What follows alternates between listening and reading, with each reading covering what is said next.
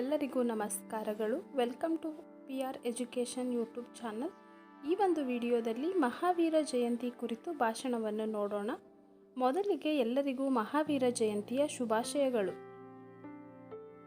ವೇದಿಕೆಯ ಮೇಲೆ ಆಸೀನರಿರುವ ಮಾನ್ಯ ಮುಖ್ಯೋಪಾಧ್ಯಾಯರೇ, ಉಪನ್ಯಾಸಕರೇ, ಮುಖ್ಯ ಅತಿಥಿಗಳೇ ಹಾಗೂ ನನ್ನ ಪ್ರೀತಿಯ ಸ್ನೇಹಿತರೆ, ಎಲ್ಲರಿಗೂ ಮಹಾವೀರ ಜಯಂತಿಯ ಶುಭಾಶಯಗಳು. ಇಂದು ನಮ್ಮ ಶಾಲೆಯಲ್ಲಿ ಮಹಾವೀರ ಜಯಂತಿ ಆಚರಣೆ ಮಾಡಲಾಗುತ್ತಿದ್ದು, ಈ ದಿನವನ್ನು ಕುರಿತು ಒಂದೆರಡು ಮಾತನಾಡಲು ಬಯಸುತ್ತೇನೆ. ಇಂದು ನಾವು ಜೈನ ಧರ್ಮದ ಅತ್ಯಂತ ಪವಿತ್ರ ದಿನವಾದ ಮಹಾವೀರ ಜಯಂತಿಯನ್ನು ಸಂಭ್ರಮದಿಂದ ಆಚರಿಸುತ್ತಿದ್ದೇವೆ. ಈ ದಿನವು ಜೈನ ಧರ್ಮದ 24ನೆಯ ತೀರ್ಥಂಕರರಾದ ಭಗವಾನ್ ಮಹಾವೀರರ ಜನ್ಮದಿನವಾಗಿದೆ. ಅವರು ಕ್ರಿಸ್ತಪೂರ್ವ 599ರಲ್ಲಿ ಬಿಹಾರದ ಕುಂಡಲಪುರದಲ್ಲಿ ರಾಜಕುಮಾರನಾಗಿ ಜನಿಸಿದರು. ಅವರ ಮೂಲ ಹೆಸರು ವರ್ಧಮಾನ. ಅವರು ರಾಜಕುಮಾರರಾಗಿದ್ದರೂ ರಾಜಕೀಯದಿಂದ ವಿಲಕ್ಷಣವಾಗಿ ಧ್ಯಾನ ಮತ್ತು ತಪಸ್ಸಿನ ಮಾರ್ಗವನ್ನು ಆರಿಸಿಕೊಂಡರು.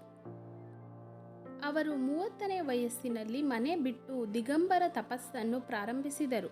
12 ವರ್ಷಗಳ ಕಾಲ ತಪಸ್ಸು, ಧ್ಯಾನ ಹಾಗೂ ತ್ಯಾಗದ ಜೀವನ ಜೀವಿಸಿದರು. ಅಂತಿಮವಾಗಿ ಕೇವಲ ಸಂಪೂರ್ಣ ಜ್ಞಾನವನ್ನು ಪಡೆದುಕೊಂಡರು.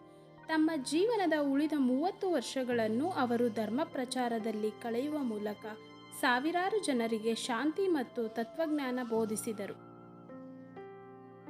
ಈ ದಿನದಂದು ಜೈನರು ಭಗವಾನ್ ಮಹಾವೀರರ ಉಚಿತ ಆಹಾರ ವಿತರಣೆ, ಧರ್ಮಸಭೆಗಳು, ಪದ್ಯ ಪಠಣಗಳು, ದೇವಾಲಯಗಳಲ್ಲಿ ಪೂಜೆ ಹಾಗೂ ರಥೋತ್ಸವಗಳನ್ನು ಆಯೋಜಿಸುತ್ತಾರೆ. ಇವರ ತತ್ವಗಳು ಇಂದು ಪರಿಸರ ಸಂರಕ್ಷಣೆ, ಮಾನವೀಯತೆ, ನಿರಾಯಾಸ ಜೀವಂತಿಕೆ ಮತ್ತು ಜೀವದ ಮೌಲ್ಯಗಳ ಬಗ್ಗೆ ಬೆಳಕು ಚೆಲ್ಲುತ್ತವೆ. ಮಹಾವೀರರು ಅಹಿಂಸಾ ಪರಮೋ ಧರ್ಮಃ ಎಂಬ ಮಹತ್ವದ ಸಿದ್ಧಾಂತವನ್ನು ಪ್ರಪಂಚಕ್ಕೆ ನೀಡಿದರು. ಅವರು ಮಾತ್ರವಲ್ಲ, ಅವರ ನಡತೆಯ ಮೂಲಕವೂ ತೋರಿಸಿದ ಮಹಾನ್ ವ್ಯಕ್ತಿತ್ವವು ಇಂದೂ ಸಹ ನಮ್ಮೆಲ್ಲರ ಜೀವನದ ಪಥದತ್ತ ಬೆಳಕು ಹರಿಸುತ್ತಿದೆ.